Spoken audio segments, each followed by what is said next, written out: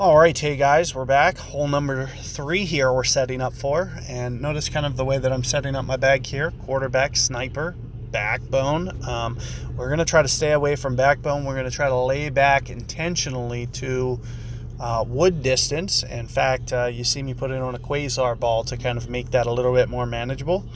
And, aside from that, we're going to go with quarterback for accuracy. We're just going to focus on getting the ball in play here on this hole. In addition to putting the ball in play, we're going to try to set ourselves up for an easy sniper shot. Now, if you don't have sniper, keep in mind, you can use, Viper just as easily. That's going to be, in my opinion, your second best option. But as long as you've unlocked sniper and have at least a bar of topspin, that's all you're going to need. So that's all we're going to do here. And I'm going to try to, come off of this a little bit. I'm just going to put it in play here. Very straight, very minimal power. We don't need to get it way down there here. And you can actually see me release quite a bit early. And that's one of the reasons that we have quarterback is, you make a mistake like that and it doesn't cost you at all. So you can see, we just position it out in the fairway. Like I said, you do have to kind of lay off this drive a little bit for this method because you don't want to put yourself in between clubs. And when I get back there, towards there, we're not going to have to worry about being in between clubs. So, we're going very gently at this drive and we're just setting ourselves up for the second shot.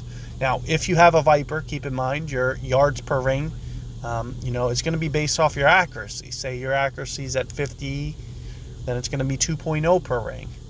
If it's at 100, like my sniper, that's the reason that we're using sniper. Our accuracy is going to be 1 per ring.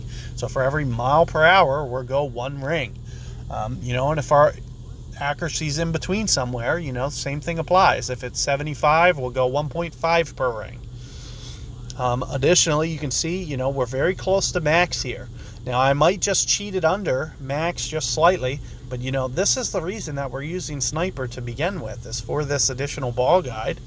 You can see that I can really hone in on what I'm trying to do here. We're going to go at this with right around 1 bar of backspin or so. And like I mentioned, I am going to come in from that max ring adjustment that I'm mentioning here. And I'm only going to play right around 2. Now this shot is uphill, so that's the reason that we're doing this. That's the reason you can see the elevation change right here when I show you guys this shot.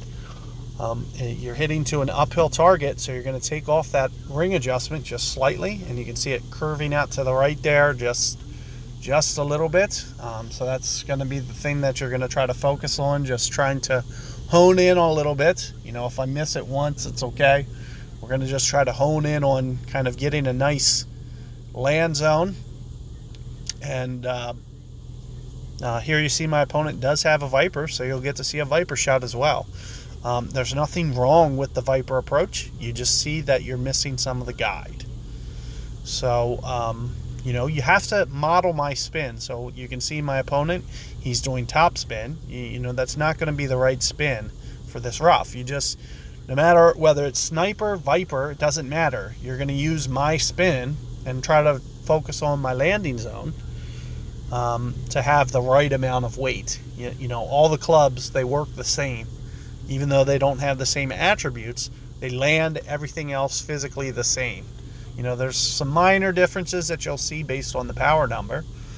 If I'm landing a shot at 165 compared to 180, that's going to be the biggest difference, because 15 extra yards of carry means higher arc, means that the bounces might just be a little bit more stretched out, but that's going to be the only real difference.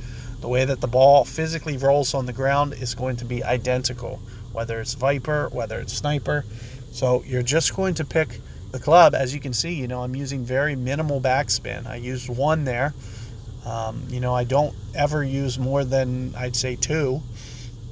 And you just try to, kind of get that ball guide set on the hole and try to focus on a nice landing zone that's going to give you a consistent result to where you can hopefully win that hole with an albatross. And in the rookie division, that's going to be the best chance that you get to do it. So here you see we're getting a win very similar to what the tournament was. So here's my opponent. You know, we're going to play this very, you can almost look at this as almost a revision to hole 1, you know, for the shootout here, because this is very similar wind to what we actually had in the tournament. So I'm going to just try to make a minor tweak and try to get in just a little bit tighter than you saw me do last time. And you know, this guy's also played hole 1, so you know he has at least a little bit of an idea of a strategy. But as you can see, you know, not quite what you wanted to do there. And that's one of the reasons to play sniper. You know, these holes don't require a lot of spin, so we're just going to focus on, you know, landing zone and run out. So, you know, I'm not going to add any top spin here. I'm just going to try to fix my land zone a little bit, land a little bit more towards the fringe here. Additionally to that, we're going to play pretty much spot up, just like last time, max ring adjustment. 4.0.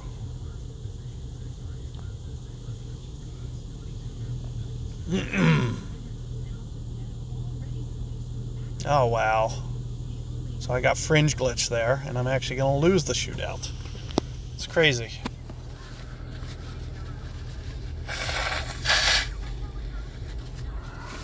So just a bad break there. You know, it happens from time to time. We're going to try to, I guess, you know, for the most part, stay away from that fringe. I tried to cheat it up a little bit there, and it comes back to haunt me there, because that should have never came out like that. You know, just a bad break there, what we got. But, you know, just try to focus on, you know, having the precision on that third hole, and, you know, give it your best effort to, you know, figure out a nice strategy to get that elbow, run it into the pin there. So good luck, and see you guys on hole number 4 coming up.